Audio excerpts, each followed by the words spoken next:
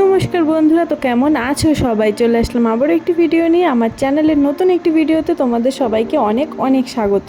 তো পকর অন্নপ্রাশনের পরের দিন আমরা যাচ্ছি সবাই মিলে ঘুরতে। আর আমরা কোথায় যাচ্ছি সেটা জানতে হলে কিন্তু ভিডিওটা শেষ পর্যন্ত দেখতে হবে।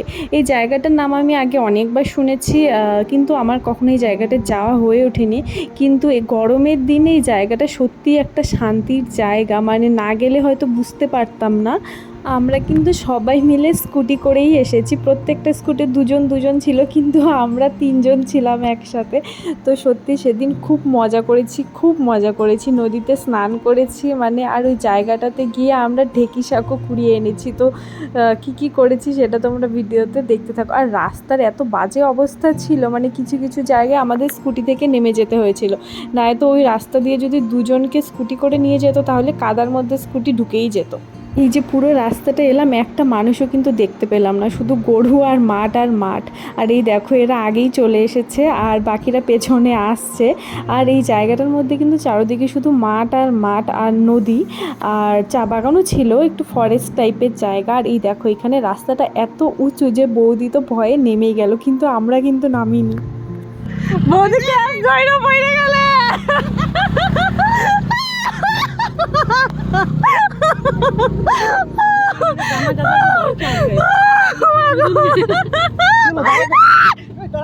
এই দেখো এই জায়গাটার মধ্যে হচ্ছে অল্পর জন্য আমরা স্কুটি থেকে পড়েই যাচ্ছিলাম। আর আমরা যে জায়গাটা দিয়ে যাচ্ছি দেখতেই পাচ্ছো, চারিদিকে জঙ্গল, মাঝখানে চিকন একটুখানি রাস্তা।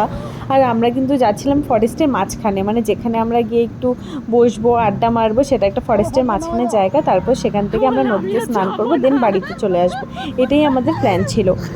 কিন্তু তারপর এখানে দেখো চারপাশে এত ঢেঁকি শাক গাছ ছিল, মানে ওখানে গিয়ে নামার পর আমরা লোক সামলাতে পারিনি, মানে নিজেদের আটকাতে পারিনি ঢেঁকি শাক তোলার থেকে। আজকে যদি আমি এই জায়গাটায় না আসতাম তাহলে বুঝতে পারতাম না যে আমাদের ওই দিককার ছেলেবেলেগুলো কেন একটু গরম পড়লে এই জায়গাটাতে চলে আসে। এই দেখো আমরা কিন্তু এসেই ঢেঁকি শাক তোলা শুরু করে দিয়েছি। আমার থেকে আরেকটা যে বৌদি এসেছে, বৌদিটা অনেক বেশি ঢেঁকি শাক কুড়িয়েছিল, আর আমরা দুজনে মিলে প্রায় 1 প্লাস্টিক ঢেঁকি শাক কুড়িয়ে বাড়িতে নিয়ে এসেছিলাম। আর এই ঢেঁকি শাকগুলো তুলতে যে কি মজা লাগছিল, আর চারিদিকে ভর্তি ছিল ঢেঁকি শাক। দেখি কতগুলো ঢেঁকি শাক তুলছো, একটু দেখাও। এই এতগুলো দেখো। আমাদের এখানে তো ঢেঁকি শাক পাওয়া যায় না, তাই ঘুরতে এসে জঙ্গল থেকে আমরা ঢেঁকি শাক টুকাই নিয়ে যাচ্ছি। ভীষণ আমিও টুকাইছি। কত ঢেঁকি শাক, এই শাকের ভাগ হবে না, হবে কি? আমি সবাইকে দেখাইলাম। হ্যাঁ পুরাই দাও। ওই মদের বোতলগুলো বিশাল রোদ। কাকা একটু বৌদি, কি রোদ, তাকানোই যাচ্ছে না। আমাদেরকে রেখে সবাই চলে গেছে স্কুটি নিয়ে। এই যে আমাদের বাড়ির বউ আবার ঢেঁকি শাক তোলা শুরু করে দিয়েছে। বউদের দায়িত্ব।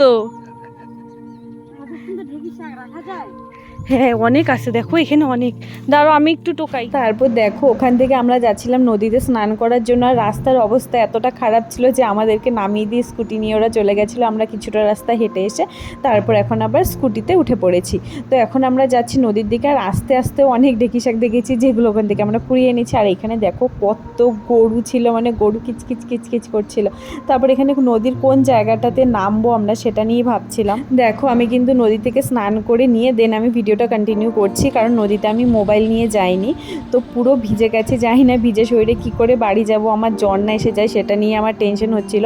তো চলো এবার দেরি না করে তাড়াতাড়ি বাড়ি যায়, নাহলে সত্যি আমার ঠান্ডা লেগে যাবে। তো চলো ভিডিওটা এখানেই শেষ করছি, দেখা হচ্ছে পরে কোনো ভিডিওতে। আমার ভিডিও দেখতে ভালো লাগে চ্যানেলটা সাবস্ক্রাইব করে দিও।